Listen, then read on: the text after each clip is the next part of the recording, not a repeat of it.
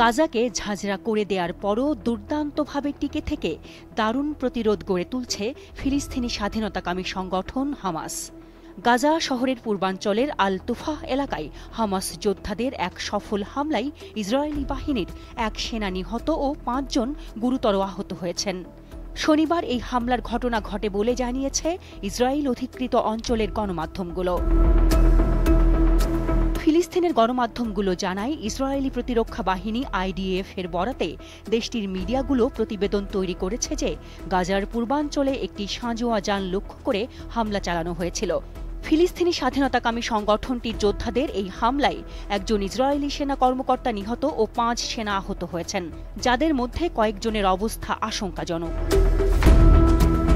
প্রতিরোধকারী হামাস যোদ্ধারা পূর্ব আল তুফা এলাকায় ইসরায়েলি বাহিনীর জন্য পূর্ব পরিকল্পিতভাবে ফাঁদ পেতে রেখেছিল বলে জানায় ইসরায়েলের গণমাধ্যমগুলো। ইসরায়েলি সংবাদ মাধ্যমটির প্রতিবেদন অনুযায়ী প্রথম দফায় ২ ইসরায়েলি সেনা গুরুতর আহত হন।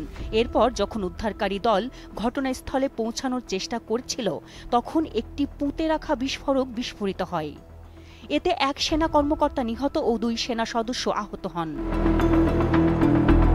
বিশ্লেষকদের মতে এই ঘটনা ইঙ্গিত দেয় যে গাজার ভেতরে ইসরায়েলি বাহিনীর প্রবল আগ্রাসনের মুখেও প্রতিরোধকারী হামাস যোদ্ধারা সুসংগঠিত ও সক্রিয় রয়েছেন। একই সঙ্গে তারা দখলদার বাহিনীকে লক্ষ্য করে গেরিলা আক্রমণও চালিয়ে যাচ্ছেন। এদিকে গাজা শহরের সুজাইয়া ও তুফার আবাসিক এলাকা লক্ষ্য করে ইসরায়েলের ২টি ড্রোন হামলায় ৬ ফিলিস্তিনি নিহত হয়েছেন। সুজাইয়ায় হাসানাইন স্ট্রিটে বেসামরিক নাগরিকদের একটি দলকে লক্ষ্য করে একটি ইসরায়েলি ড্রোন ক্ষেপণাস্ত্র নিক্ষেপ করেছে। এতে ৩ জন নিহত এবং বেশ কয়েকজন আহত হয়েছে। পৃথক আরেকটি হামলায় গাজা শহরের উত্তর পূর্বে তুফার ইয়াফা স্ট্রিটে একটি বাড়ি লক্ষ্য করে আরেকটি ড্রোন হামলায় ৩ ফিলিস্তিনি নিহত এবং আরও অনেকে আহত হয়েছেন। গাজার স্বাস্থ্য মন্ত্রণালয় জানিয়েছে, এ নিয়ে গত ৪৮ ঘণ্টায় গাজায় ইসরায়েলি হামলায় কমপক্ষে ৯২ জন নিহত হয়েছেন। আর তাঁবুতে আশ্রয় নেওয়া বাস্তুচ্যুতদের হত্যা করা অব্যাহত রেখেছে ইসরায়েলি বাহিনী।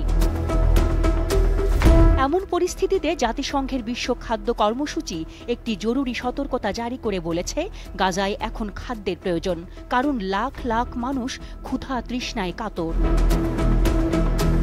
গাজায় কর্মরত মধ্যপ্রাচ্যের সংবাদদাতারা বলেছেন, ইসরায়েলি বোমা হামলার ফলে এবং ত্রাণ সরবরাহের ওপর ইসরায়েলি অবরোধের কারণে নিরীহ ফিলিস্তিনিরা মানসিকভাবে ভেঙে পড়ছেন।